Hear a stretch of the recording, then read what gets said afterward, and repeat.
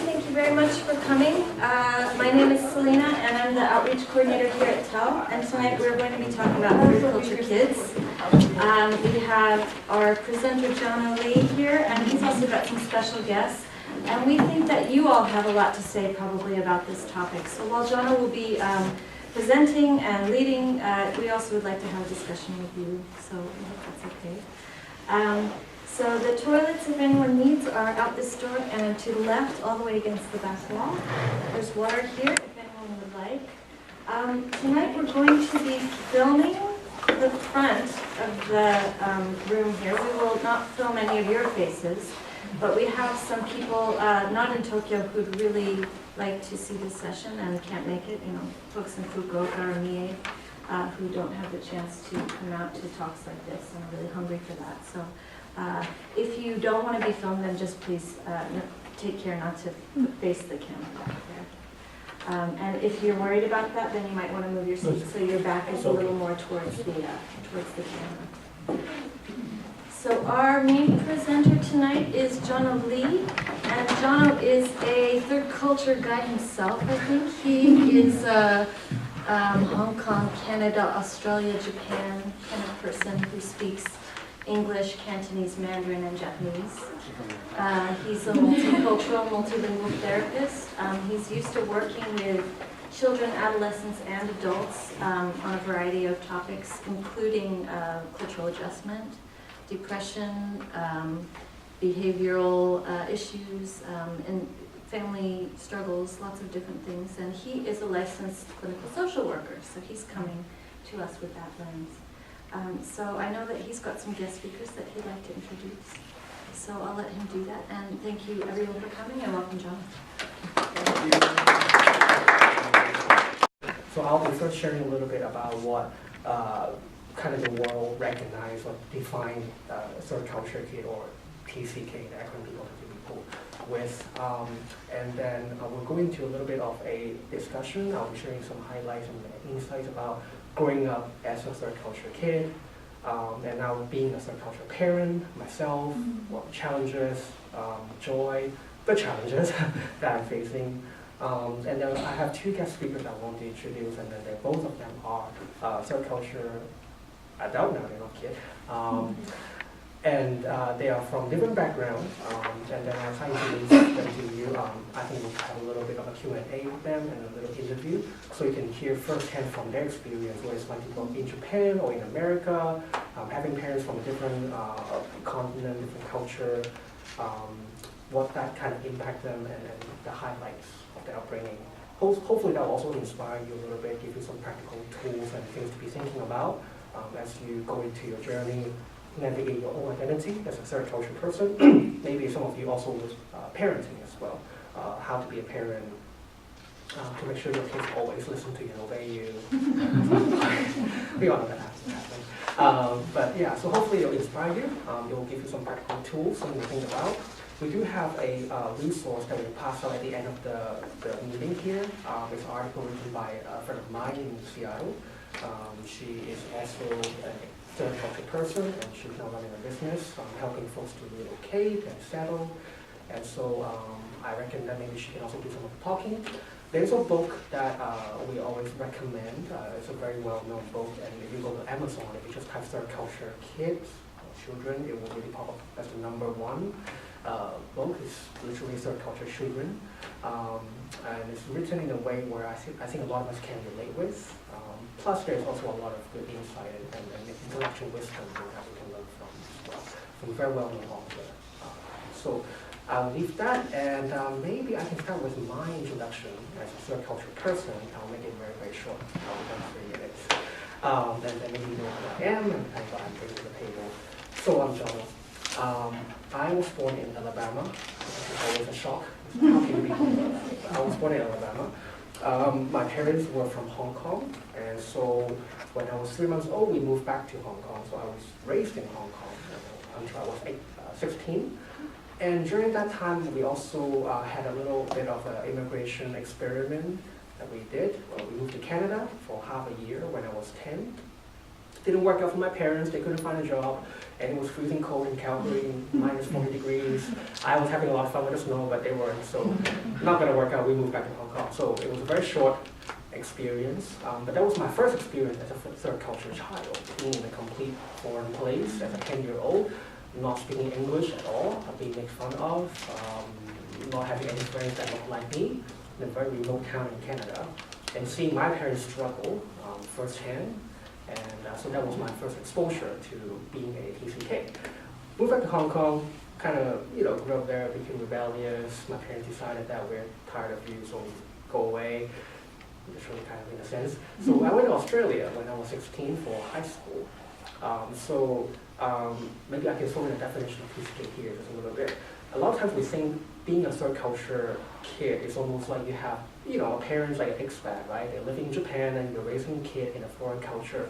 But actually, in a broader definition, TCK, what it can also include is a person who is living in a culture different than their own or their parents' culture during that formative developmental year, right? So I was thinking about my own life, like, am I a third culture kid? Because my upbringing was in Hong Kong, right? I was in Hong Kong until I was 16, so technically I was sharing my same culture with my parents. But actually, a lot of my formative years, my developmental years, the years where I struggled to find my identity, were actually outside of Hong Kong, away from my home, on my own. And so I also, fall under that definition. And maybe some of you were raised in a culture very different than your parents' culture during that formative years, where you're searching for who you are and developing your identity. So maybe you also fall into that category, right? Because what shapes you is actually what we want to address here. That will, lead into your identity and your adulthood. Right? So went to Australia, high school, graduated high school, decided that it was too expensive to stay in Australia and it was too far away from home. And so I moved to America. Didn't make sense, it was even further away from home. But I mean, as a person born in Alabama, I got to enjoy cheaper tuition in the States, so that makes sense for us. And so I went to America on my own again. And then I stayed there in Seattle for about 12 years. And so that all the way, went through college, got married, worked, have kids, and then it's the kid that brought us to Japan. So I came to Japan 2.5 years ago with my kid, my wife, she was Japanese. So now, for the first time, I'm experiencing, I don't know what culture this is for me now, third, fourth, fifth culture. But as a parent now, I am facing the reality that my son is going to, again, be raised in a culture very different than my own, assuming that I know my culture. So I'm going through this process, identifying and discovering, exploring what my culture is while being a parent, parenting a child in a culture that I don't feel that I'm rooted in and belong to, right? So it's very confusing, there's a lot of mess, you can tell, and which a lot of times it speaks to folks who are TCK or third culture adult. It's really hard to put myself in a box where, okay, this is where you fit, this is where you belong, this is where home is, this is where your root is. And that is the one first impression I wanted to talk about being a TCK is, I'm sure a lot of folks here, maybe the first thing to think about, or you're being asked as a third person, third culture kid, is where's home? Right? Where do you belong? Where do I belong? Where's my roots? What is my culture? Where do I fit? And it is a very painful question to ask and to be asked. But it is a very real question that we face all the time, especially as you go on and as you move on in life, you are only going to add more cultures, right? And you are only going to move even more often than before. And so maybe I can share one statistics with you to kind of open up this conversation. Starting beginning of this century, right, from year 2000, in the world's population right now, there are more people who are bilingual than people who are monolingual. So there are more people here who can speak more than one languages than people who can only speak one language. And that is the reality that we're living in today. And I'm sure most of you know, being maybe a foreigner in Japan, we're living in an age where things have become so mobile. Right? We move all the time for different reasons, between continents, between cities, between countries, between cultures. And so this is one reason why TCK becomes a topic. Because 100 years ago, 50 years ago, studying abroad probably wasn't an optional idea, right? Getting on a plane and leaving home when you are 16 is not an option. But now, I think about people around us, friends, families, it is such a common practice. It's almost expected that your child is going to leave you not just for the neighbor city, but maybe a neighbor continent, maybe across the world at some point in their life to live on their own. And so this is a topic that we don't talk about a lot, but it is definitely a reality that we're living in right now. So on that note, I want to invite my first guest speaker, and I will introduce, should I go him or her?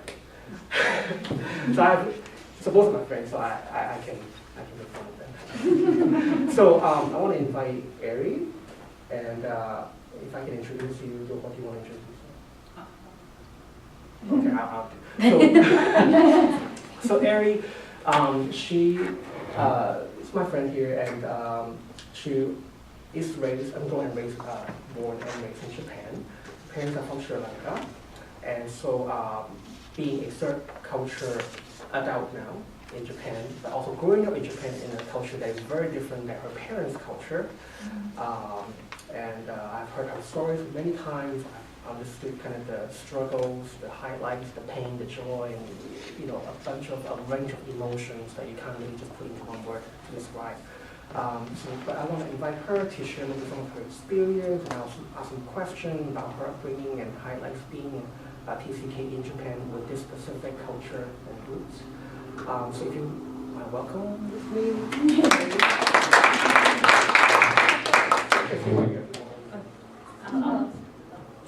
Okay. So I will just do a very interviewing, torturing kind of thing. So Ari, we talked and about being a TCK in Japan. Would you mind telling me a little bit about kind of your background and what you remember being a TCK? So as he said, I'm Sri Lankan, born and raised in Japan for the most part of my life. I went to an international school, so I didn't go to a Japanese school, which is again a whole different, I think, story when it comes to where you're from. And then so from elementary up until high school, international school, then I went to the UK to study further studies. And I don't know where to begin, but I mean, when I was in the UK, it was like, I was surprised at how different I was. You see people bonding, and especially in London, I was in London, and you see people from different cultures, different backgrounds, but what I noticed was everyone, at least in my class, would kind of bond together with people from their background, and I didn't fit in most of it. At least archetypally, I would probably go with the kids from India or the subcontinent of India, but I have no clue about my Sri Lankan background, So I ended up having friends from actually East Asia, because that's the closest. So a lot of my friends are from Hong Kong, Vietnam, and it was a very, very odd kind of thing. And the thing that surprised me was because I was in an international school where everyone from all the backgrounds were all friends, and since it was a very small setting, a grade had only 40 kids. When I went to the UK and saw that wasn't the case and it wasn't as diverse as I hoped, was a little bit shocking, I guess.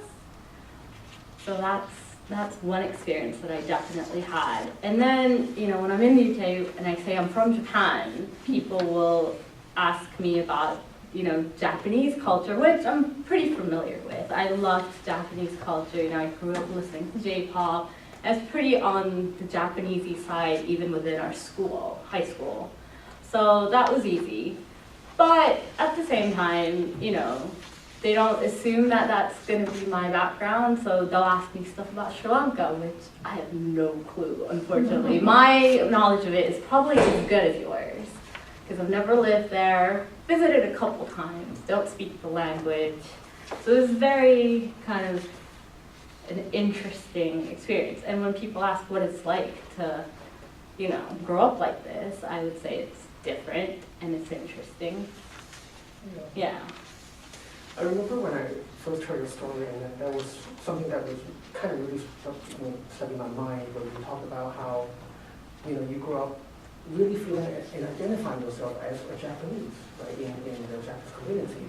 But because of your appearance and outlook, almost like you have to be approved to be a Japanese.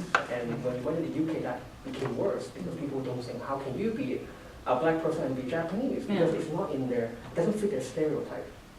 Right? So that kind of reminds me, and also this is one element I want to share a lot of times with TCKs, is that as we are navigating our roots and our identity, there's also an element of that social approval. Okay, I think I am a Japanese, but do you think that I am a Japanese?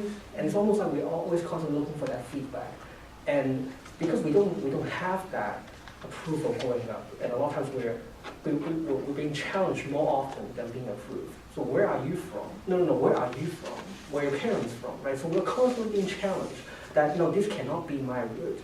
And so it almost like becomes such a painful experience for us to defend ourselves, to explain to people again and again, no, I know I don't look like the Japanese that you assume or you will stereotype, but I am from Japan, I associate with Japanese culture, identify myself as a Japanese. And that process in itself is painful. Because that process in itself, it has to do a lot with rejection and approval. And as you can imagine, maybe you are raising a child right now who is a TCK, or you're growing up as a TCK, not having that approval and constantly fighting to find your spot that is being recognized can be painful. So that's one, I feel like that's one struggle I hear a lot, especially in your story, that really kind of stood out. What were some of the things that you remember in your family, kind of, seeing your parents from Sri Lanka and making a living in Japan, and as a child also finding your own identity? How did you see them, and what were some of the feelings that you were having or thoughts about? I think the most that I've felt, and I've actually told this to my parents, is you don't understand me. You don't understand what I'm going through, which is partly true, but partly not. As a child, you don't see your parents as children growing up, so in that sense, they do know what you're going through, but they certainly didn't understand certain cultural differences that they never had to face. One of the things, being South Asian, I don't really see South Asian, so it's kind of hard, but body hair is something that's very it's like a natural thing to have. You don't shave, you leave it like that. But at school, kids who don't understand these things would be like, why are you so hairy? And all that kind of stuff, and I had to go through that. But my parents would not, until I still feel like they don't really approve of me, shaving my legs or anything, but it's like I'm stuck. I understand where it's coming from. When I go back, I see women who have hairy arms and legs walking around in shorts, and it's acceptable. But somehow in Japan, that's not, and that was very oh my God, why don't you get this for me, kind of. So I think that's definitely something where the culture that we're facing is sometimes very, very different, and it just doesn't occur to my parents either.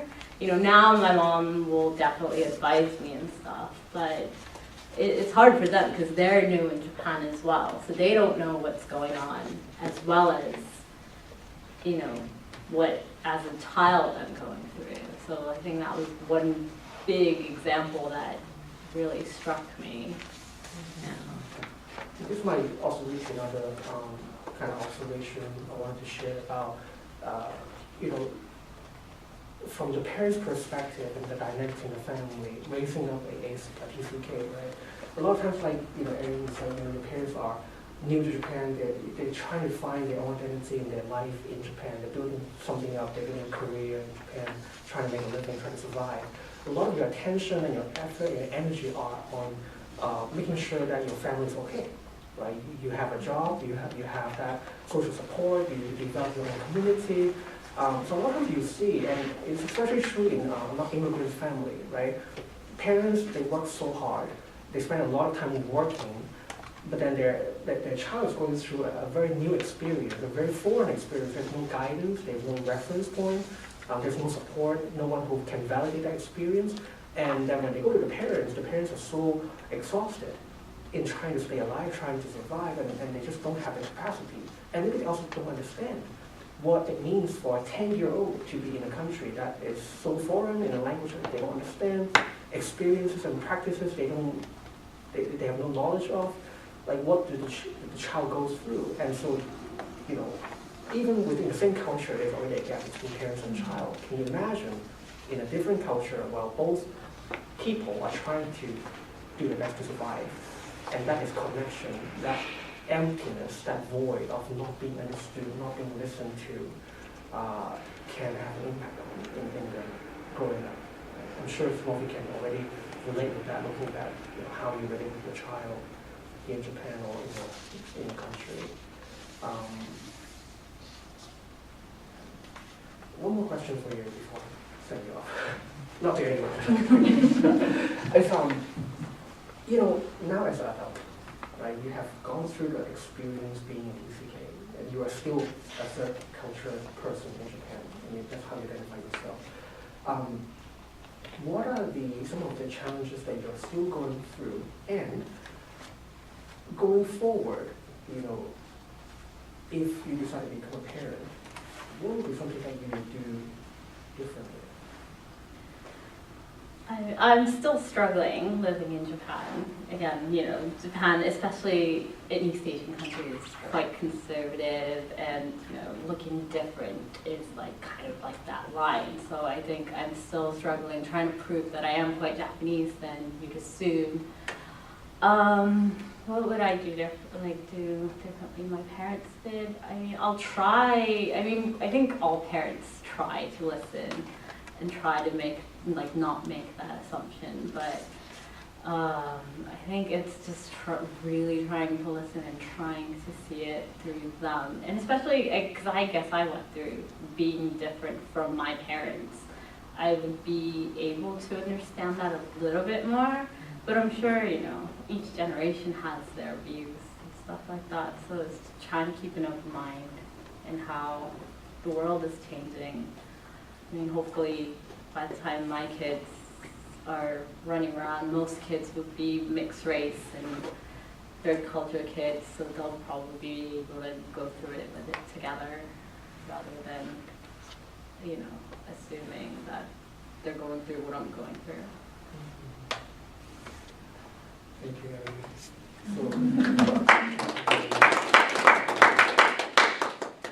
something also I'm thinking about as well as a parent. My child is 2.5, and so in this transition, before we go to the next guest speaker, I can also share some of my current struggle, even as a third culture parent, and also the lessons I'm learning from these struggles. As a third culture parent, I'm constantly having to decide, what do I want to expose my child to?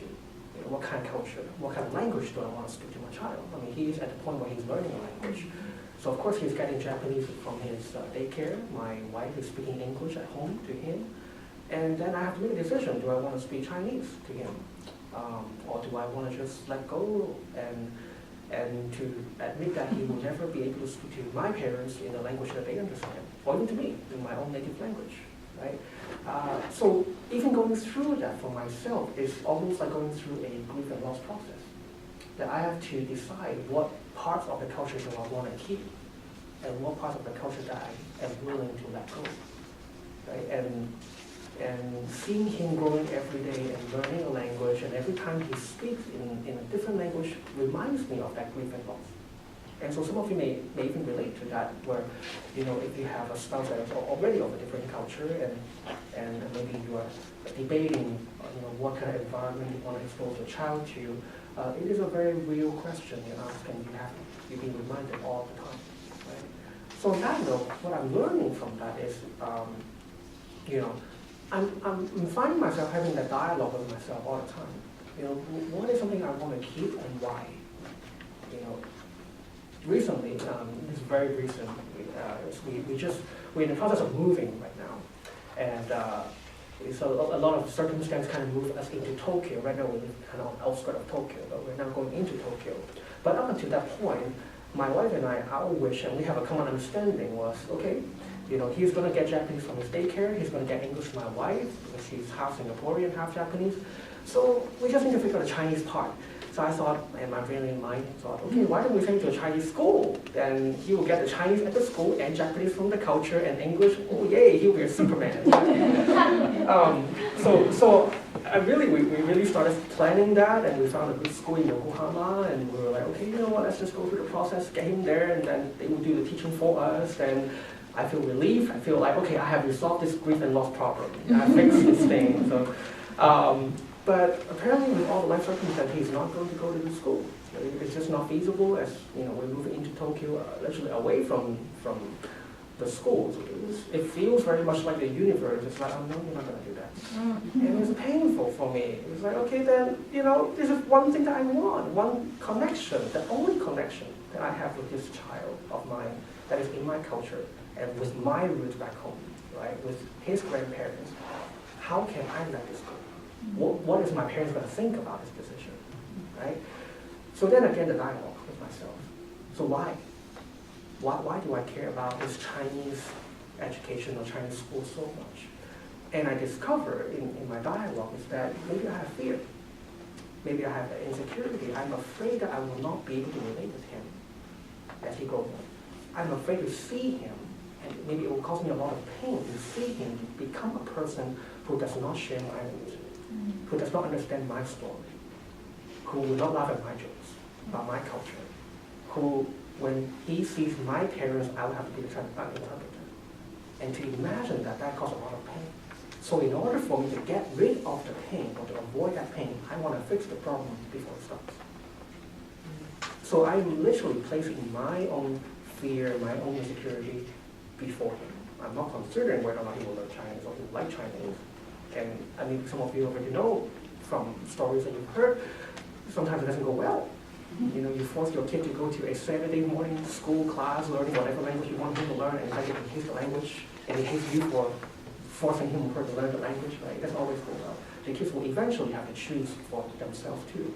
But of course, a very real struggle as a parent, because I get to choose.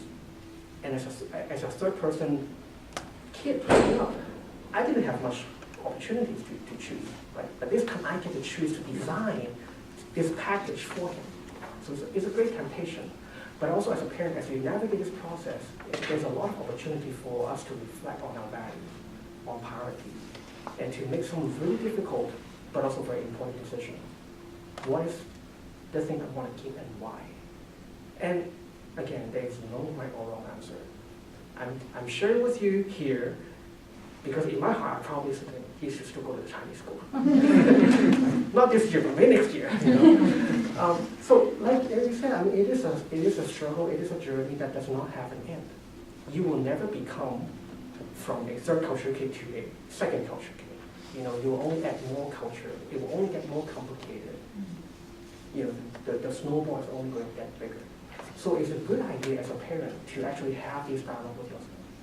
Because what you want to do is you want to make decisions that is really for not just your best interests, but also your family, the child, and consider the reality that we're in, how affordable, how visible things are.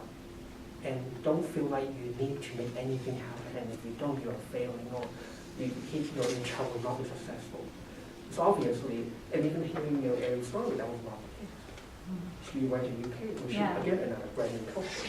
Can I ask that? So it was my mom's idea, in a sense. She convinced me to go to the UK. I was ready to actually study in Japan, go to, not a Japanese university per se, but a university in Japan that offered an English curriculum. But my mom's like, go out, go see the world. And actually, just a couple weeks ago, so she knows that I'm struggling being back, especially having been in the UK and being kind of like having an awakening in the UK, realizing I fit in there a little bit more better than I do in Japan, and all the struggles. She actually said, maybe I should just let you stay. So you know, it's hard, probably even as a parent. Like my mom didn't foresee this. You know, she thought I would probably end up being, you know, staying back in the UK, but again, circumstances, visa-wise, all that, you know, it didn't work out for me, and now I'm back, and it's hard for her to see that, especially because she wanted me to do a little bit better, but it kind of didn't turn out exactly how, or not exactly, but the way she wanted to, which is exactly what you're going through with trying to put your son in a Chinese school. He might not want to, he might, but then at the same time, I don't speak Sri Lankan. My parents never taught me how to speak it. My grandparents also spoke English, so it wasn't an issue, but when I go to Sri Lanka, I can't navigate myself at all, and I kind of wish they taught me. So, you know, like your intentions, it's really hard probably to decide what to do. Yeah. That's comfortable. You should be. So that's, I think I really want to highlight what Ariel was saying. I mean, there's no bad decision. If you make the decision out of love, out of really your concern or care for your child, things will work out. It may not be the way I want it to, right? But things will work out. And we have to also trust the resiliency of the child, that they will find their way. They will find, it may not be my culture, it may not be even the Japanese culture, but for Ariel, she found in the UK, in another brand new culture. And the world is changing and shaping in this direction, where people really have the opportunity to go anywhere they want in the world and live. And so, you know, even the term third culture here, I feel like it's going to be pretty outdated pretty soon. Like we really are living in a global society. And I know it's a cliche, and as a TCK, I say this, you know, yeah, my home is everywhere, you know, I belong everywhere. No, I don't know where I belong. It's always the real feeling. But truly, I think the world is becoming a place where we have to teach each other and ourselves and our kids that the world is really well built. It's beyond the borders, it's beyond the continents, it's beyond the culture. And you might find your place somewhere in the universe that I have never foreseen, and that is completely okay. But as a parent, I want to make sure that I give you the attachment, right, the care and the bonding that will help you become successful wherever you are. That's one thing I missed when I was growing up. I did not have that attachment, so I struggle a lot more finding my place. So I don't have a backup. But if you create a base, if you create a relationship with your parents that is filled with attachment, filled with bonding and understanding, having that open dialogue, let's figure this thing out, let's talk about it without having an agenda, without having an answer. I think your child will feel more secure, and when they get launched out, they will find a place. Right? So enough preaching from me. Let's move to the next guest speaker, and I will introduce Viet. Maybe I will let you introduce yourself. I don't know. Since I just talked straight for 5 minutes. Yeah.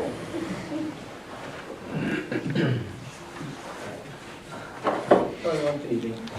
My name is Viet Nguyen. I'm from California, America. I've been living in Japan for the past 3 years as an English teacher. I work in Kanagawa, but I also worked in, Yamanashi for 2 years before coming to Kanagawa. And then, but yes, I was born and raised in California my entire life. I went through school, public school, California, and I also went to university in California. So most of my life, all I know is California. And then I chose to come here to Japan. And your parents are? Yes, my parents. They are both Vietnamese, and they are both from Vietnam. They moved over to the States as refugees after the Vietnam War, just back in the 80s, I think, 70s. My mom was in her teens, and my dad was in his 20s by the time they left the country. And soon after they met and settled in the States, they had me, and I've only known the States since then. So you are again, fit under the category of TCK, so culture kid, so culture adult now, so culture teacher. Yes. Teaching and culture. Yes. So kind of looking back, you know, in your upbringing, your roots, in your family, what do you remember that stood out to you that made you feel different? What stood out? A lot of things, I think, that really did. But what's one thing in particular right now that stands out? Food, I think.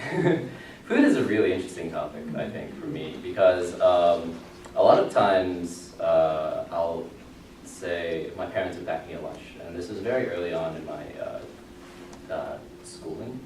So to save money, they would just, and time, or no, just money.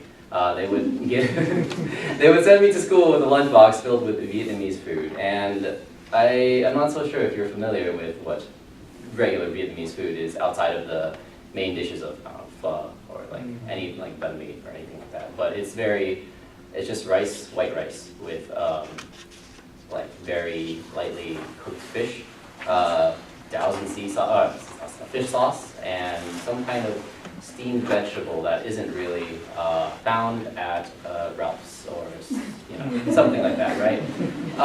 You really have to go to a Vietnamese supermarket to find all these things, and that's what I brought to school as first, second grader. And my friends would always point out to me like, "Ooh, what's that smell?" Or "Ooh, what is that food?" Like, "What are you eating?" But I would just go to school with that food, and I'd have to eat it because that's all I ate at home for the first 4 or 5 years of my life. And I didn't think it was really weird at all. But at school, I would always get these reactions from my peers, just like, "Oh God, like, get that away from me, like, you smell," things like that. But that's just the one experience I remember particularly the most about living at home is with food. And usually when I'd have school lunch because my parents didn't prepare it, it would be very easy for me to eat it. It was just what everybody else was eating. I was like, okay, yeah, sure, that's fine. Yeah. Anything else? I think language was also a big thing. Like at home, I would speak mainly in Vietnamese to my parents, and then when I got to school, I would only speak in English. I didn't. Up until a certain point, they never really sent me to a specific Vietnamese school, but like coming home and having to switch between like English and Vietnamese, sometimes like the meanings would get messed up, and sometimes it would be difficult to communicate, but other times they listen to how I speak Vietnamese, because now I speak Vietnamese in American like English kind of accent, not accent, but like style. I would say certain phrases that would be much more natural in English, but I would try to say the same thing in Vietnamese, and while my parents understand because they also speak English, they always try to correct me. And it's just trying to balance that. What am I really speaking to them right now? Is it really English or is it not Vietnamese? And then taking that to, like, whenever I would go to Vietnam, the locals would always know immediately, that dude's not from here. Yeah. So I guess those are some of the experiences that I remember particularly like the most out of my own childhood. Which I think in your story brings up like a very common phenomenon we don't talk about a lot is the concept of standing out, right, as a third culture kid. And I don't know if you can recall what was it like for you when you were a kid in elementary school. For a lot of us, I mean, the last thing you want to do is to stand out, is to be different. You want to be like everybody else. You don't want to be called, you don't want to be highlighted, you don't want to be known as being different, you don't want to have questions asked, you don't want to have your lunchbox being critiqued. And that could be a very traumatic experience for a lot of kids. But as a third culture kid, it's something that will happen. It will come up whether through your language, through your accent, through what you bring to school, through how you dress, through what your parents do during like a sports day, right? During a picnic, how your parents interact with teachers, who your friends are, and all that. And in America, I think we have a privilege where, depending on the city, right? Then our city is a little more diverse, so a lot of kids in the school are TCK already, especially in Seattle. Actually, we have about 30% of the population in the Seattle area are third culture kids.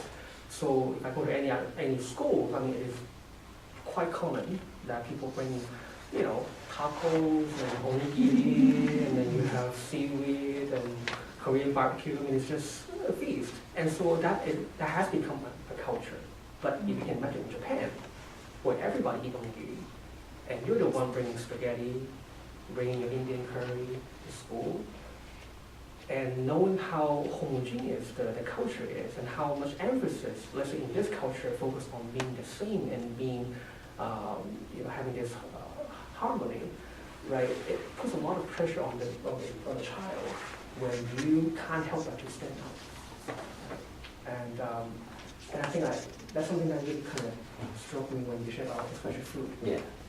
Yeah. That's what happened to me too. Yeah, right? Oh my God. Last thing, that's why I think I remember when I was in Canada, I wouldn't open my lunchbox. I would rather throw my lunchbox away and go run for a sandwich that I hate eating. Because I didn't want people to know that I was different. Right? I would not talk at school. Because I don't want people to think or make fun of my English accent. Right? And so, but these things were real. Yes. Definitely daily life for us. Another question I wanted to ask you about, now you're in Japan, right? You are again in another culture, kind of having that upbringing and navigating between the Vietnamese and American culture, and then now you are being again in another culture. How do you see your journey of finding your identity, building that roots, building that sense of belonging? The $1 question of where you belong. Where do I belong? Where do I belong? Right. So, again, like my parents are Vietnamese, so I'm Vietnamese American. That's how I describe myself. But growing up Vietnamese American, there's, in my community, there's a lot of other Vietnamese Americans, there are a lot of Chinese Americans, there are a lot of Mexicans, so there's a huge amount of diversity. And so for me, I could really, it wasn't that, how do I say it? The culture that I grew up was already very mixed. And it was hard to draw a hard line, or a clear line for what is this and what is that, essentially. Because I didn't know any other culture to draw from. And so coming here to Japan, I was hoping to have a clearer understanding of what it means to be Asian, in a sense. And I have learned that there are certain parts of my Vietnamese culture that are definitely Asian, but they are also specifically Vietnamese. And then I have also come to understand that certain parts of my life that revolve around American culture, that is specifically American as well. And then coming here to Japan, now I'm learning for a fact that there's a lot of things that is shared among all cultures, but it's also very distinct among each culture as well. I don't know, I guess an example would be taking off your shoes. In America, I know a lot of, whenever I would go to a friend's house, it would always be a question in my mind, do I take off my shoes here? Whether the friends are Asian American or Mexican American or just American, what have you. I would never know, because it's just okay, here's a space, there's shoes. Did my friend walk in with shoes? Did they not? So I'd have to ask, take off my shoes. I forget it. Or, take off my shoes? Yeah, take off your shoes, And coming here too, it's just, you just know all the time, always take off your shoes. But, and so that's one thing I've realized, that's specifically a more Asian thing than, say, an American thing. I hope that answers your question. And actually, I was thinking about that along the same line, that maybe a lot of you have already known this about TCK. So one of the distinction, and maybe some people call it a gift or a curse, depending on how you see it, is that we are very sensitive to the surrounding, because that is our survival skill. In order for you to survive, in order for you to fit in or to find your place, you have to constantly look at what is going on around you, like a lizard, right? I have to always change my color depending on who I'm with, where I'm at, what do I do, right? We take on different attitudes, we take on different approach, we talk differently, we do things differently, we take off the shoes or not take off the shoes depending on who you're with. That usually doesn't happen for a person or a kid that is raised in a very homogeneous culture, because everybody does the same thing. You don't think twice. You just take off your shoes, right? But then if you live in a place And in the culture that is foreign to you, you are always observing. Now think about that for a minute. As a child, you're 7-year-old, you're 8-year-old, and you're constantly having your radar on. You're constantly looking out. What is the right thing to do? What is the norm? What is she doing? What is she doing, right? What could people interpret these signs to be like? Oh, that kid has attention problem. That kid has ADHD. That kid has anxiety. He's never still. He can't focus, right? Why? Of course, because I have to always hear about what language people are using behind me. What are they talking about? Are they talking about me? About how I am different? How I stand out? Are they making fun of me? This language is, I don't understand it. What do they mean by that? Right? And then you're looking at, oh, that person dressed like that, and that person dressed like that. So how do I dress? What kind of clothes do I bring tomorrow? Right? What is the norm around me? What do people do around me? And that kid is overwhelmed by information. Is always looking for information, right? And you expect that child to not have anxiety, right? And so that is unfortunately very common. I experienced it myself. I remember that being in Canada, not knowing the language, and 10-year-old, and I would go to ESL class, English as a Second Language class, and I hated it because I was the only one who had to get up in the middle of the class, being pulled out, and to go through literally ABCs. And of course, everybody could hear that in the back of the classroom, and then they would come at me at the recess. Then they would sing the ABC song to me, right? I thought it was cute. I didn't know they would make fun of me, maybe innocent was a bliss. But as you can imagine, I mean, these kind of experiences are not extreme examples. I mean, it can really be in a daily life for a third culture kid. So that being said, I will also we'll talk about a lot of the challenges and things, and I have no more questions.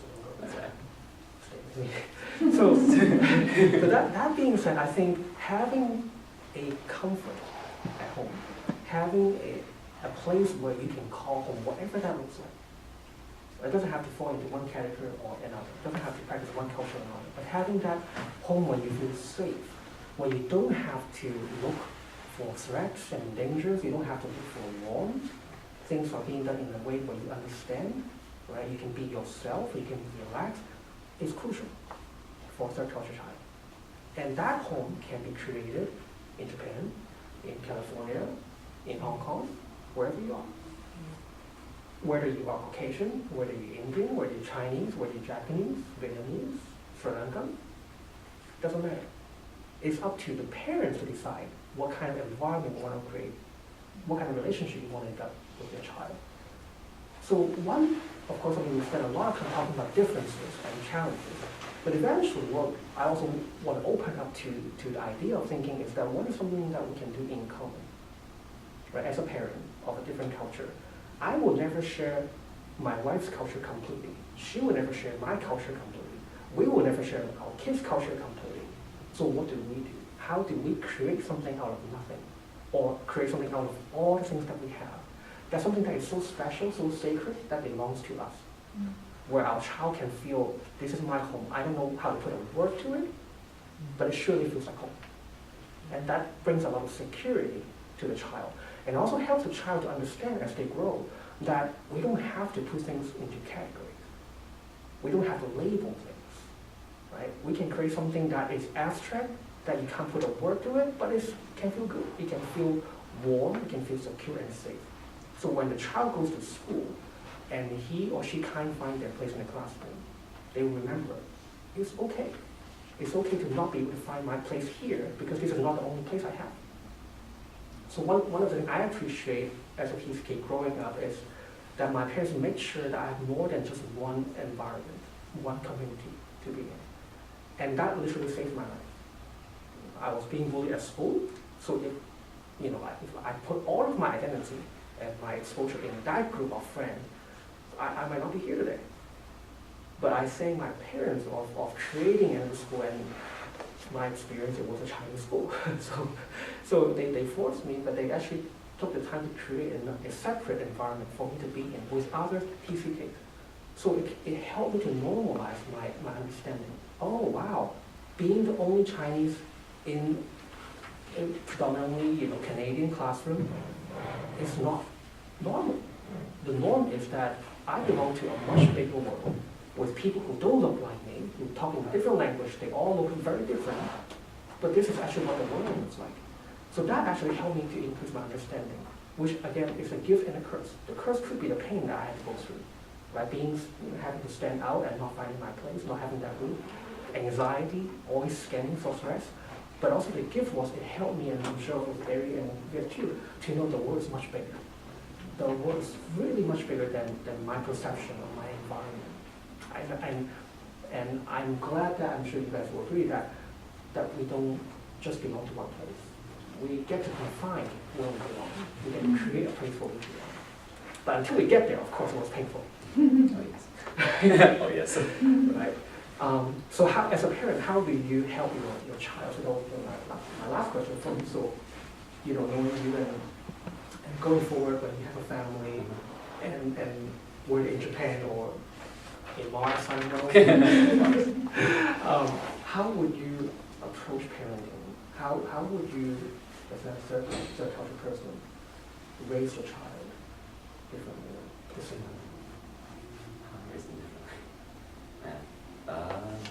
It's a difficult question for me.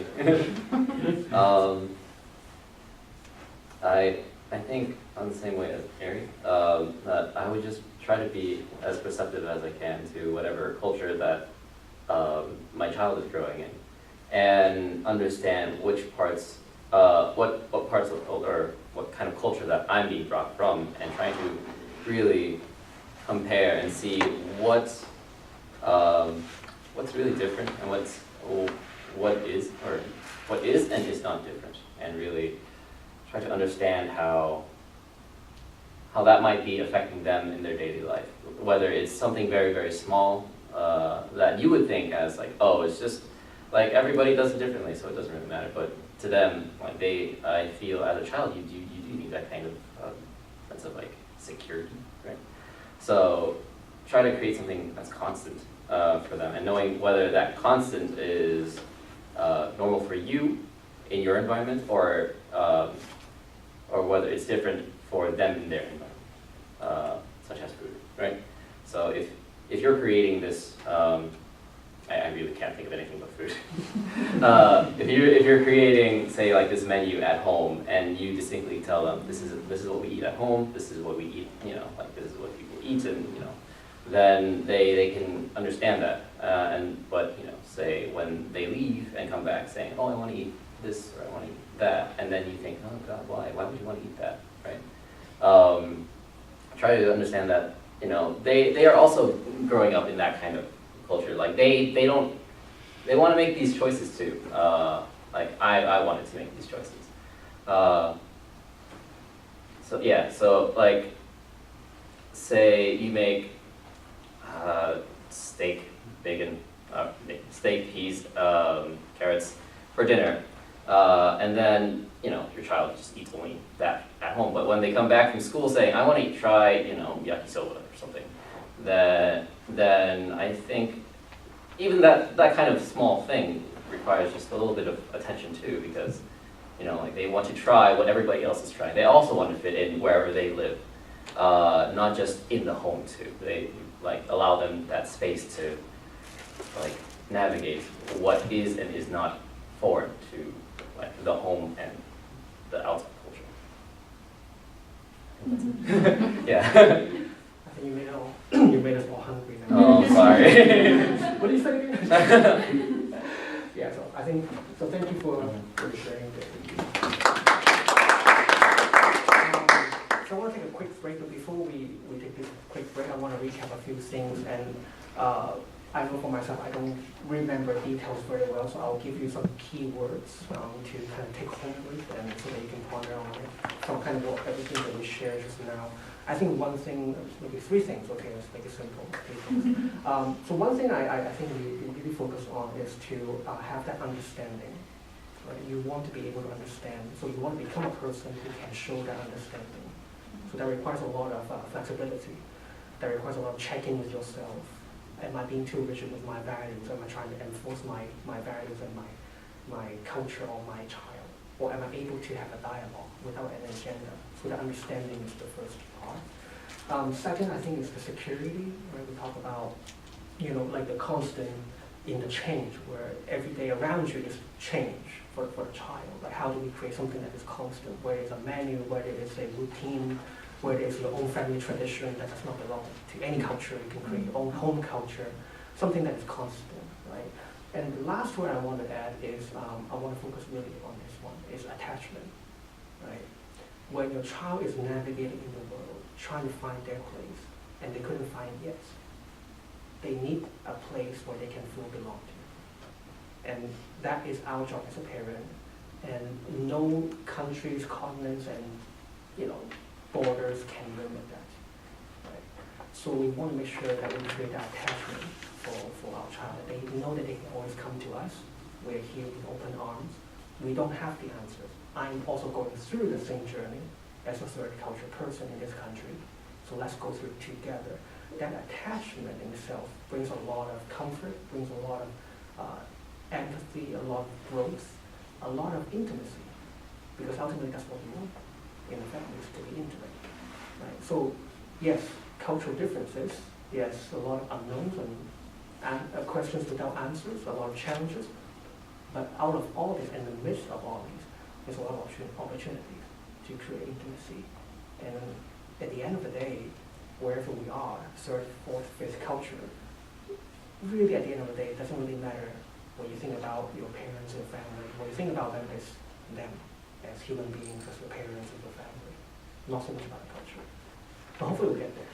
Right? We're all in the same boat, and I still haven't figured this out. So I'll let you know. So I want to take maybe a 5 minutes break, and then the second half of this I wanted to kind of open up as a panel discussion also.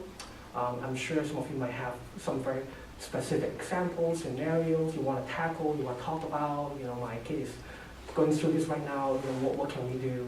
Again, I don't claim to have all the perfect answer. I only have 2.5 years of experience as a parent. I'm sure some of you have way longer than I do. So I want to collect from our collective wisdom. I'll also share some of my insights kind of from a therapist perspective as well. But of course, don't quote me on that. A lot of times I learn whatever I speak, and then next thing is, oh, why did I say that? So, but let's do that, okay? So why don't we take a 5 minutes break and then take a breath? Go use the restroom if you want outside. Go get some water if you want. We'll take off about our second half of today's session. No, meeting. So yeah, I just kind of really want to open up for this to be a very practical Q&A and panel discussion. But before I kind of also want to know everyone here a little better, kind of what brings you to this workshop, and what are your interests in? Maybe you're a parent, maybe you're a teacher, maybe a child. So kind of what are you looking to learn from, so that I can hopefully cover all bases as we go into this second half. I don't want to put anyone on the spotlight, so anyone want to feel free to share a little bit about kind of what you're trying to learn, and maybe you can also throw a question too that we can all discuss later. But let's maybe talk about why you're here and maybe what you're looking forward to. I'm John. I'm here because I have to. Look forward to learn from all of you. Anyone can go. I won't say anything. Well, I'm Anna.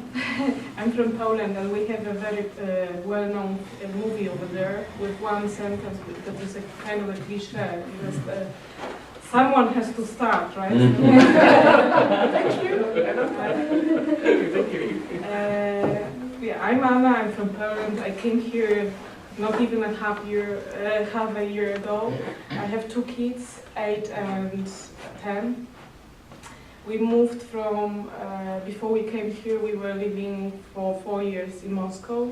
So being here, it's not the first time for my kids to be in the international or different culture. They are in the international schools, and we all have been passing by difficult times, especially with my older daughter, which she's 10, and she got apart from the different culture, different school, different environment, she got to the only girls' school, where the majority is the Japanese. So, well, anyhow, so far I was thinking about this kind of lifestyle, mostly in a positive way, looking for the positive sides of it and gains and profits, I would say. And now, after your presentation, this other, I could feel there is another layer, but now I'm even more conscious of grief and loss, as you could call it, right? So, well, what I like about what is happening with our family, I can see that our bonds are much more closer and much more tougher, stable than while we were back home, which was quite a long time ago. This home, which is my husband and me, myself, we are same culture. At least this is easier for us, and we speak one language, is a kind of one background, and we are trying to make this connection with grandparents and some environment. So I think my kids still think that they are coming from Poland, but I guess the further we go, the less they will feel it.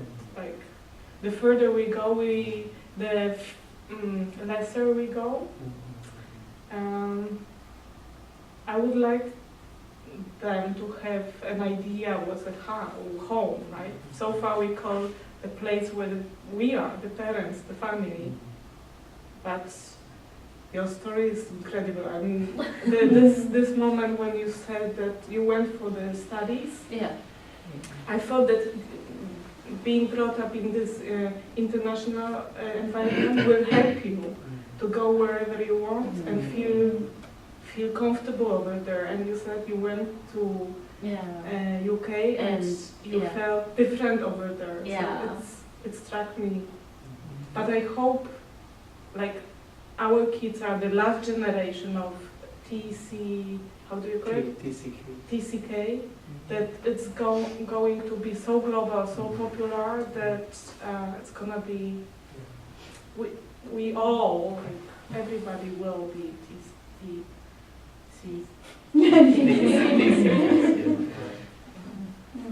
It seems like the world is moving to that direction. People are really blending more and more. I don't think we're going backwards. So I think we are. I have the same hope, that our kids will be in a generation where there's a lot of, less stigmatizing or less hardships for people who are biracial, multiracial, multicultural. So we're here to work on that.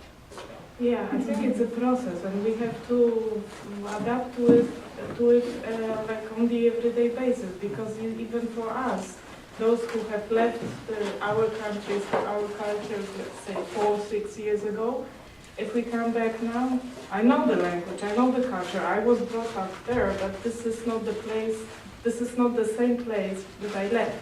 Mm. So for me also, where's my place? It's a question, where's my place now? Each time you have to adapt. It's easy when you go to work for 10 hours. But if you don't have this kind of work, this kind of environment that gives you this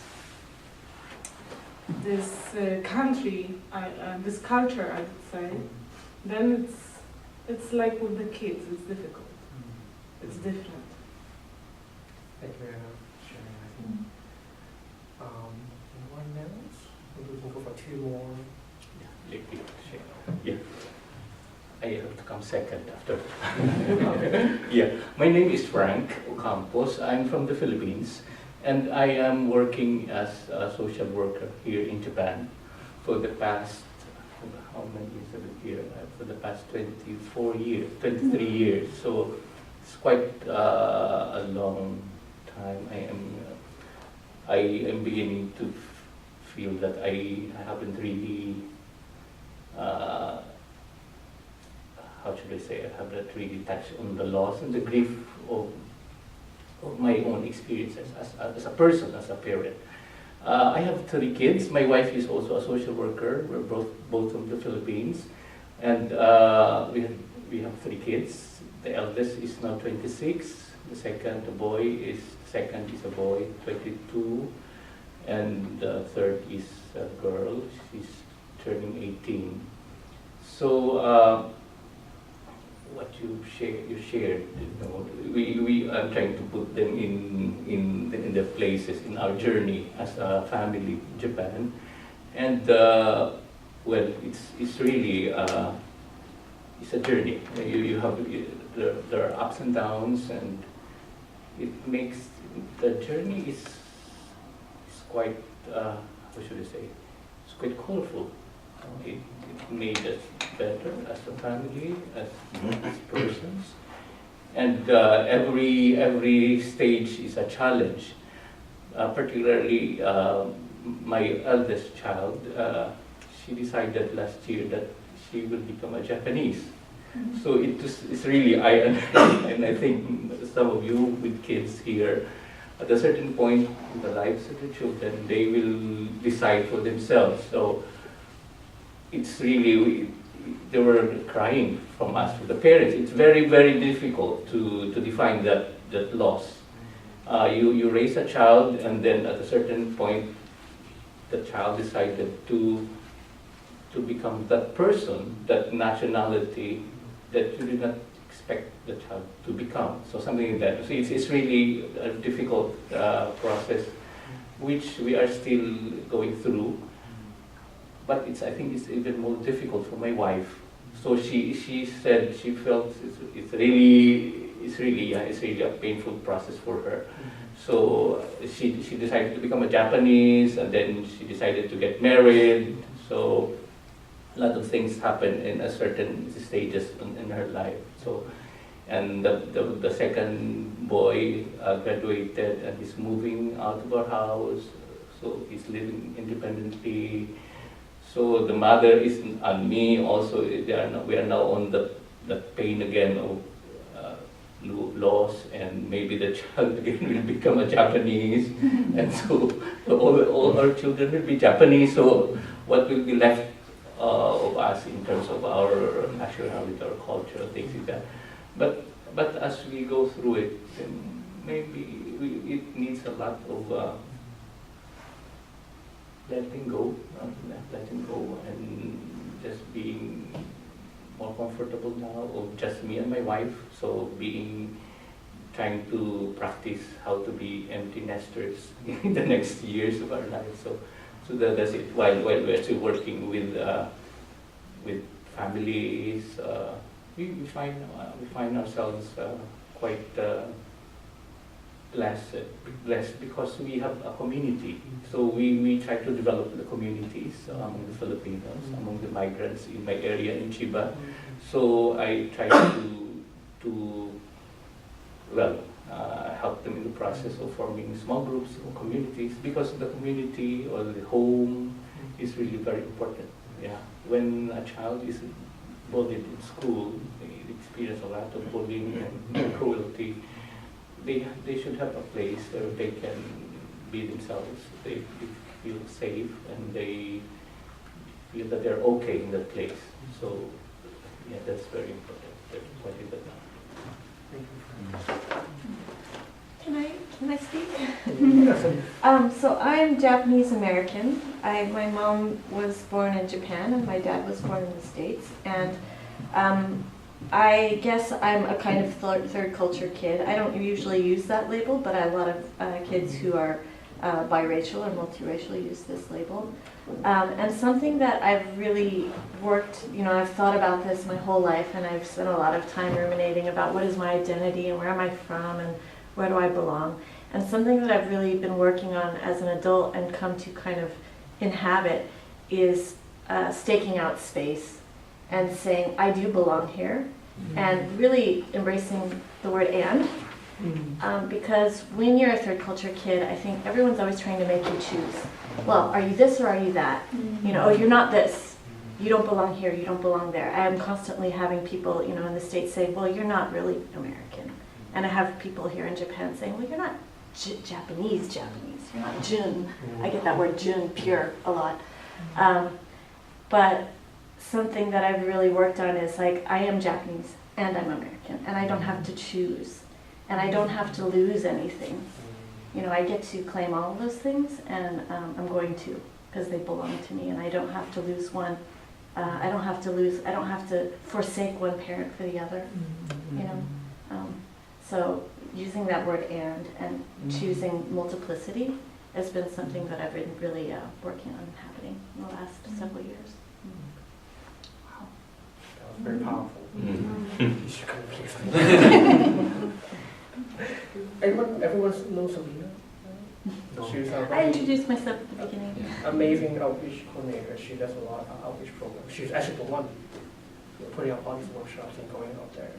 And we share the same passion to reduce stigma in mental health, and also make it easy for people to talk about issues such as this. Right? And so today's workshop is because of her. I can feel her talking. All the chairs and everything else. So, yeah.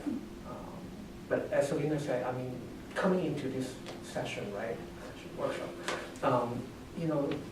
TCK, this label, and how we identify ourselves is such a personal and sensitive topic, right? Because it associated with a lot of experience in upbringing, and usually with a lot of pain, a lot of challenges, a lot of traumatic memories, right? And even, it can be triggered by a question, what are you? And being challenged and being rejected. And we feel like we're always constantly having to look for that approval, right? So what Selena said, the remark she made about the end, I am this and I am this, I get to choose and I get to claim who I am. It gives a lot of power back to ourselves, where I don't need to be a Japanese because you let me be a Japanese. I'm a Japanese because I know I'm a Japanese, and I can be whatever I choose to be, right? And I don't need that permission from another person.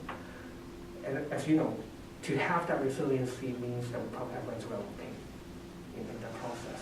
So as a parent, how do you support your child in going through that process to help the child to get to a place where they have the courage, the understanding, the awareness that I get to choose, I get to create my place, and this is where I belong. I think it's a very meaningful job. And so of course, as a parent, sometimes that comes with grief as well, because what if they choose to become someone that you didn't anticipate them to be, right? And that can be means a lot of separation from your culture. We're looking at my parents, seeing my child growing up, being Japanese, and whenever they make the comment that, oh yeah, I guess he will be a Japanese, I could hear the grief in what they're saying, that he will not be like me, he will not be like them, right? And so how do I navigate that grief? Myself and also people around me, my tribe, my relatives, how to explain that? When I bring him to Hong Kong, how do I help him to not suffer in that sense? Right? So as you said, there's a lot of painful emotions that come, that not every question has an answer, and we're still navigating. But I really appreciate, Frank, your highlight about the community too.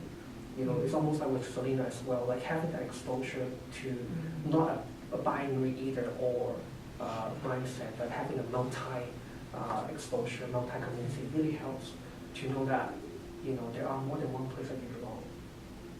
Right? So, thank you. Can I ask a question off the back of that? Sorry, is it Frank? Yes, yeah. So I'm similar-ish to you, but I'm 7 years early, so I've got a 7-year-old and a 4-year-old, and I'm British and my wife is Japanese. So our children are currently going through the Japanese education system. But I work at the British school in Tokyo. So we have the option in the future of my children going into the British school. So to your point earlier, I'm aware that if my wife and I choose, we can then put the children through the British school, which I think is probably what we'll do. And I do think quite carefully about whether I'm doing it for the right reasons or the wrong reasons. Why am I doing this? Because otherwise they would probably follow a completely Japanese path, and I do think I'm a bit scared about that. But I suppose my question, more professionally then, other than just about my kids, is as third culture children, if that's the term we're using, going through a school system, do you think that impacted on your confidence, say, And we've mentioned, you know, at home, having a stable base at home. I mean, I see, and I'll be, you know, interested to see what your children have experienced as well. If when they do move school, the impact that can have on confidence in terms of engaging in the classroom, and certainly saying that in my school system, where critical thinking and discussion is important, whether third culture children will be held back a little bit by their lack of confidence in engaging in the education system that they might be new arrivals in. That's my broad question. I don't know if there was a question in there, but third culture children going into schools, how can we ensure their confidence is high, I suppose, supported? I mean, I can share my thought, but I thought that this might be a question where you have special insights into Japanese. Okay, so as I said, my main was in an international school setting, but I actually went to a Japanese kindergarten, and my dad, the bold man that he is, he actually gave me the choice to pick to go to a Japanese elementary school or an international school, and I picked international school. I don't regret it at all. At the age of At 6, yes, I know, but as I said, bold and like, it's crazy because I wouldn't really, you know, give that choice to a 6-year-old, but he did. And I mean, I think a part of him knew, because he wanted me to go as well, and he knew that I would probably as well, so he probably had the confidence there. But looking back, and I've actually gone to a Japanese middle school for like the summer. My mom put me in it just for experience, and I mean, again, I look different. So, and it's kind of, I feel like I shouldn't say this, but I'm not a white girl as well, where Japanese people tend to have this fantasy about like white people being kind of a certain way, and then I'm like an enigma to them. They have no idea even how to treat me. So, because you know they don't get the media kind of idea of what sort of person I am. So I really stood out. They didn't really know how to talk to me and treat me, and even in kindergarten, you know, just because I was brown, I would be picked on by certain, I mean, not every kid is a monster. I had friends as well. But, you know, going to international school, I mean, I wouldn't have even probably gone to the UK if I had gone through the Japanese system, because I feel like that's not an option that's given to you. It's changing. My mom teaches English in high schools and stuff, and she sees kids, you know, starting to go abroad for university, but when I went to the UK as well, I met, I had a lot of Japanese friends because, you know, that's my background. And a lot of the kids who were there were either born in the UK or they came around middle school or went to boarding school. And the only kids who kind of came after high school, they had to do gap years and all that. And I only met one kid who went straight from a Japanese high school without even being able to speak English properly into a medical school. So in my, and again, I don't know how I would have ended up, but I can only see myself having have gone if I went to Japanese school, going through probably the bullying as well, and then going to a Japanese university, and then going to probably a Japanese company, and being Japanese, but probably always having to face that, you know, you're not completely Japanese. While as when I did go, you know, to international school, I belonged somewhere because everyone was different. And then I was given this option of staying in Japan or going to the UK or US or wherever I felt like, and everyone was given that choice. And I really felt that like that was one of the most beautiful things, that I was given a privilege, in a sense, to pick. You know, ultimately, it kind of didn't work out the way I wished it would, but I hope that, you know, maybe giving your kid a choice might probably as well. Again, crazy my dad is, but you never know. And maybe your kids might actually really want to go to Japanese school and then end up being really happy about it, as well as, going to picking international school, because they probably, I felt definitely that I wasn't going to fit in a Japanese school. And the moment I saw like all these kids of different colors in my future school, I was like, I want this, because this is, I look like them as well. Well, few of them. So yeah, because we had white kids, we had mixed race kids, there were a few brown kids as well. So yeah. Can I ask you one more quick question? Yeah. Back that. You mentioned, I think by the end of your time in the UK, you would have been quite happy to stay there. Yes. What changed over the course of your time in the UK? I think I felt fatigue of having to always explain who I was in Japan, and having like I blended in probably fine, but then I realized I blended in way better in the UK, and I didn't get the basic like questions of where are you from, as like you get that in the UK, but it's less of an question where it's coming from not knowing, but it's actually like, how do you say it? Like everyone's every other color, especially in London. While as in Japan, it's more of like this curiosity and microaggression, where it's like, where are you from? Do you speak this language? And always having to be like, actually I was born and raised in Japan, and being always told that my Japanese was amazing. It's like, yeah, it kind of has to, given that I've been living here so long. But, I never get that, and I never felt that, and I felt like, this is a little bit more like living without having to always be under the microscope, I guess. So that's why I really enjoyed living there. And I think one of the things I remember after graduating high school, when I went to talk to my high school principal, she said was that one of the things that we wanted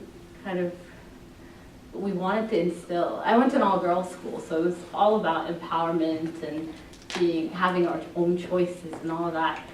And I forgot where I'm going with this. You talked to your principal. Yeah, principal, and she said that one of the things is, what we want is for everyone to be more mindful and have an open mind and be more international.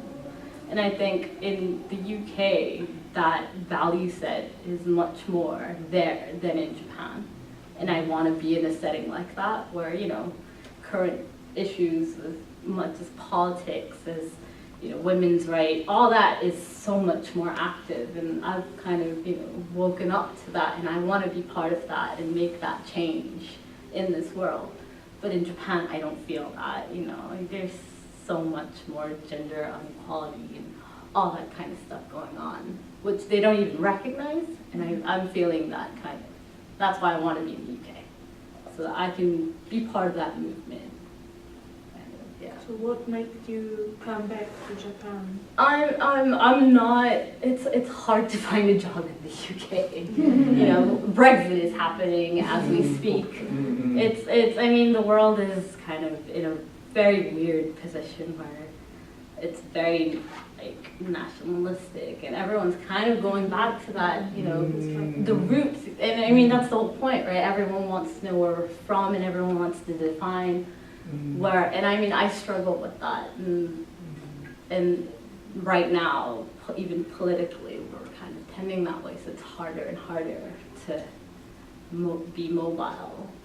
Most of my friends have moved out of Japan from high school, but those are the kids who kind of have the privilege of, they're in their country that they're from, or if you went to an American college system, it's easier to kind of stay back. But right now, with, again, the political climate, I guess it's harder. So that's the reason why I'm here, back home, in a sense. But I wish I wasn't. But I feel like that's everyone my age, Everyone wants to move out of home. And so I'm just kind of struggling. So I hope that answers your question. Yeah. I'm not sure if this directly correlates to confidence in the classroom, but one experience I had, I remember in the 3rd grade in the United States, I'm not sure, like in hindsight, thinking about it, I wonder if the teacher did this for me, or if this was just like a regular annual routine she did in every single 3rd grade class. But we did an anonymous one thing I like about you in the classroom. And I was the only half Japanese or foreign-looking girl in the United States in an all-white classroom. And I expected my classmates to write things like, I like how you're Japanese, or maybe they would write something about my Japanese background. And I was very surprised when I saw the list of my 23 other classmates, things that they like about me. It's about the sports I did, or something I did nice to them in like an art class or music class or whatever it was. So that kind of helped me at the age of, 8, 9 years old in the 3rd grade to feel that, oh, people don't actually see me for what I look like, but for who I am and what I do and how I interact with my classmates. So that, I think that connected with my confidence in the classroom in the States. I'm not sure how that directly correlates with confidence in speaking, public speaking, or debating and these kind of open discussions. But Thank you. I don't think I have anything else to add on that. I think that's a very rich comment from first-hand experience. I just have one thing. I think confidence is something oftentimes we mistaken that as something we need to build, to make this child feel more confident. But I think confidence is something that naturally comes out under stress and a test.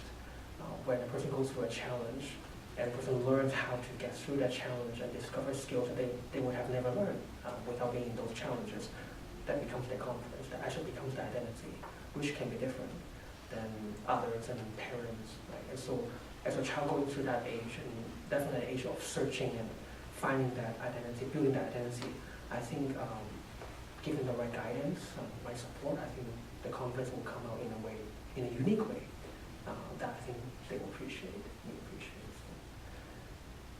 So, I should talk to you about something later. So we have about, just a little bit less than 20 minutes. So I was wondering if there's any, and this is should be a good organic discussion already about different specific struggles and questions you're thinking about. But any other awesome struggles or questions, comments? I was born in Canada, and then I moved to Taiwan, but I also came back and forth to Japan growing up. So essentially, I know all 3 of my heritage, Japanese, and Taiwanese, and Canadian. But then the problem I was having, and I recently found out, is that I have no sense of having a home. Even though I used to have a home, it's kind of gone. I just don't have a sense that I feel like I'm at home anywhere. And I constantly suffer from homesickness. Like even if I go back to my other country, it's not alleviated at all. So how would you deal with that kind of thing? Wonderful question. I think that's exactly what I'm going to there is this concept called ambiguous loss. One of our therapists just wrote a book from town about this in Japanese. If you're interested, I can show you later. But we talk about this kind of loss that you can't really put into words, you can't really define. It's there, but it's not there. So like, a home, right? there is a home, but when you go back, you don't feel like you're at home. That's how I feel when I go back to Hong Kong. My parents are there. It's a house. I know this place. I know the environment. I know how to navigate. But I just don't feel like I'm at home. So the loss, the grief, it is something that is very real. I don't think there's anything we can do to fix the loss or the grief. But rather, I think, again, this is an experience that we take in almost like a transition period where we're transforming from having a very solid identity of, okay, this is me, this is my home, this is my culture, to now being in the middle of ocean and wondering, where is my home and what is me? And then eventually I feel like the direction we're going is more like what Selena has created, where okay, I'm in the middle of ocean, but this is me, and this is where I belong. And I think, you know, culture is one aspect, but there are a lot of things also in life with aging and transitioning, you know, life phases that we almost have to give up, or we feel like we lost part of where we belong, the root, and what makes us feel comfortable and secure.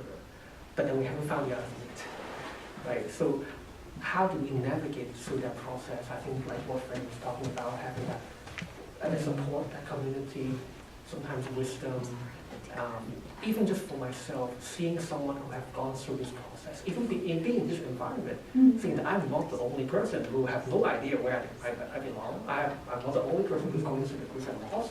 I'm not the only person facing difficult questions. It helps me to remind that this is a common human experience, right? And there's no quick fix, there's no one pill that will solve this problem, but we can go through this together, and maybe we can find our own answers eventually. Can I add something to this? Because, so just a quick run through. So my husband is Chinese, but he left his parents really young and went to a Chinese national program and got scouted and came to Japan by himself while he was a teenager. And I'm Canadian. I'm so sorry to hear about your story too. But I grew up in my mom's German and my dad is British. And I, even contrary to my siblings had experiences more like yours, but my experience was very multicultural. And I grew up with people from all over the world, and it was really unique, and they've gone all over the world now to do all these wonderful things. And so, but one of the things, my husband and I come in together in a place that's neither of ours, right? And so we constantly, because we have, our families are interesting, and you know, we have all these sort of pressures, and him being non-Japanese in a very Japanese office, but you know, our big thing is always that we choose to be open-minded to all cultures, and we choose the values that are in our family, and we communicate and talk about this every single day. What are our values? Is how we behaved, or is what we're doing, or is this thing that's constricting with friends or family or whoever, like, is it part of our values? And we always say we're never going to judge other people for the decisions that they make or what they want to do, or the things that happen around us. It's not our place to judge, but it is our place to stand firmly in what our values are. And so how are we going to make sure that we're true to ourselves?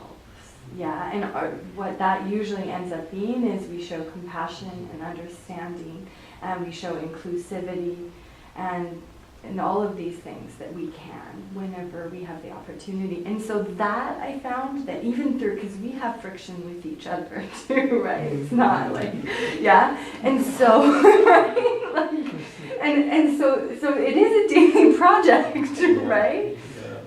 And so, but I think that and because we know that we want to go to more places in the world, and we want to meet more people and have more adventures, and you know, like, and so, but our value is that wherever we go, we're going to stay open to exploring and being whoever we are at that time in that place. Because every time we go to Canada, or we go to China, or we go wherever, we're not the same. It's not the same. The experience, you know, like, life is complicated. Life is really, like, yeah, everybody experiences this. So I think it's just like the holding that center is just continuously coming back to yourself, like, and finding some way to remember it. So, you know, like, my husband doesn't write or do anything. He's very auditory, so he talks and listens, but I'm a writer, and I, you know, attend all these things, and I do things differently. So I think it's also finding your own personal way of communicating, and taking in information and joining with other people and exploring and meeting and having new opportunities. Yeah. So I think to think of it more as adventure, as an exploration. is helpful for the loss, because I do also feel lots of loss about things, but I think I just don't, and not that I don't acknowledge it, I acknowledge it, but I try not to sit in that place, yeah, because I think, there's so much hurt and pain, right? And when we see other people, there's always so much hurt and pain to, and so the best thing we can do is acknowledge it and then say, oh, not and try to fix or problem solve, but how can we do more than just commiserate over it? Yeah. So, sorry.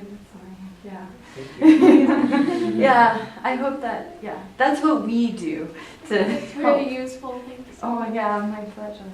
Yeah. One, I think the common theme I keep hearing from this group is almost like, we are transforming from having a very fixated mind on culture and roots and where I belong and home and all that in that discussion to creating something that is beyond this single or binary concept of either black or white or Japanese, non-Japanese, right?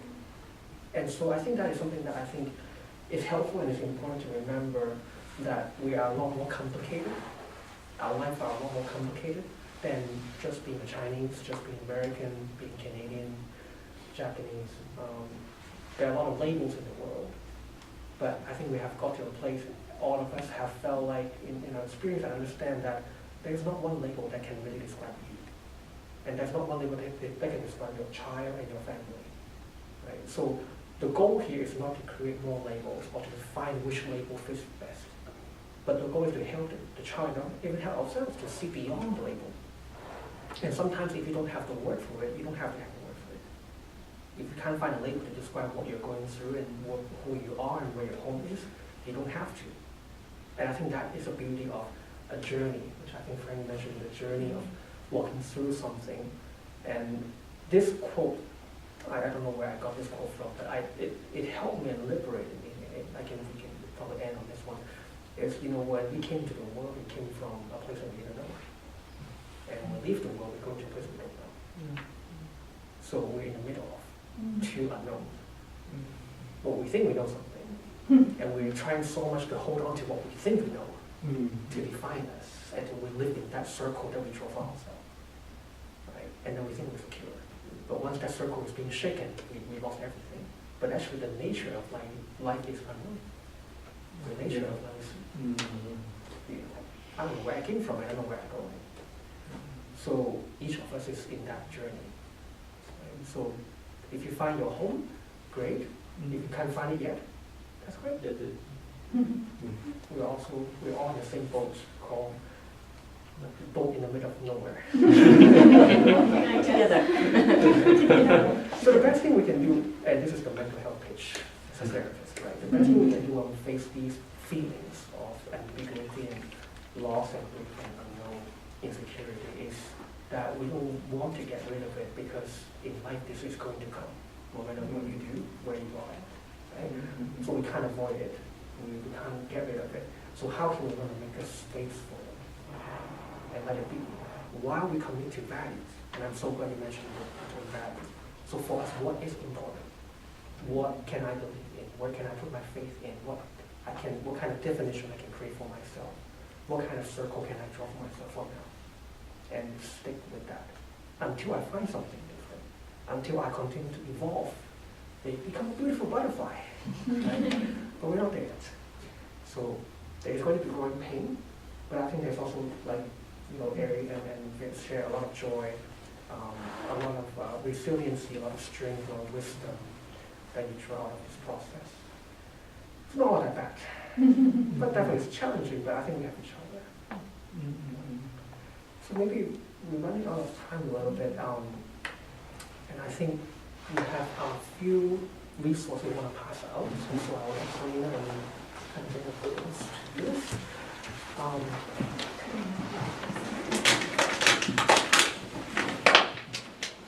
But I really appreciate today's dialogue.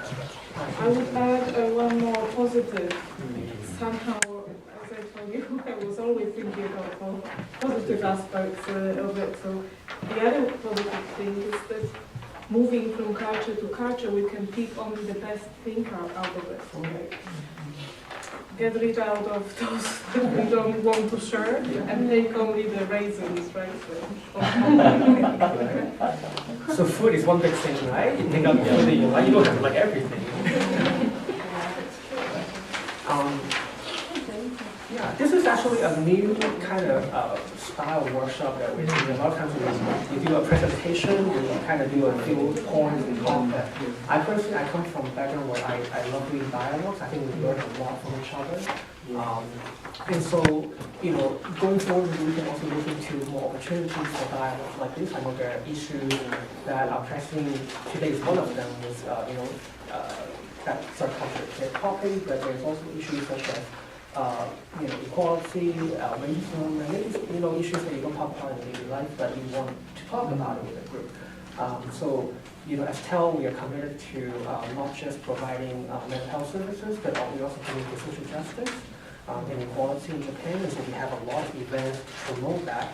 So please make sure you kind of stay tuned to our Facebook, our promotion emails, and if you have any good ideas about what we should be doing, what we can do, we'd love to hear that. We'd love to collaborate and make things like this happen. And if you want to volunteer, that's even better. So we always welcome volunteers. And I'd like to thank our volunteers tonight. Tran left already, but Karina's here volunteering tonight, and Shannon's in the back, and then we have wonderful speakers who came tonight, so thank you everyone. Tonight, we really appreciate it. We have some event information here at the front if you're interested. Our next exceptional parenting program is going to be Connecting Through Creativity. It's an art therapy workshop, and we'll be doing this one actually at the WeWork in Nogizaka.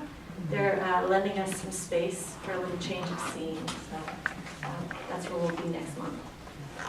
Thanks, I everyone. would like to suggest, I think something hanging for me personally is, we were talking about that third culture kids, but the adults, how it's, I'm curious how to put us in, how to explain the experiences that we've been going through and how we should deal with these experiences in terms of the grief and the loss and all these things. So maybe if you have another one specific for the adults, or I think you have these people here who can follow up on that. Because I think it's very important also that while we think about the kids, our kids, we have also to think of what you are going through so that we'll be able to really respond better to the kids. So, because if that's very important, we have to be able to also process our own fears, our own grief, and our own loss. And I think a group like this, where there's sharing and a lot of openness, is very, very important. Yeah, I think that's how I felt too. A lot of today's focus was, what about what I'm going through, grief and loss and pain? The kids will be fine. Yeah, they're fine. They're fine. I'm going through pain right now. Right? Yeah, So that's it. I think that is a very valuable piece of, and also I think that's how I felt too. We can definitely look into that and see what we can do. You know, maybe a continuation. Who knows? We can start a support group. TCA. But as you can tell, I mean, there are a lot of still areas that we can explore. And so, yeah, having this dialogue is definitely not going to end here. But it's going to continuation. Thank you. Okay. So if you wouldn't mind dropping off your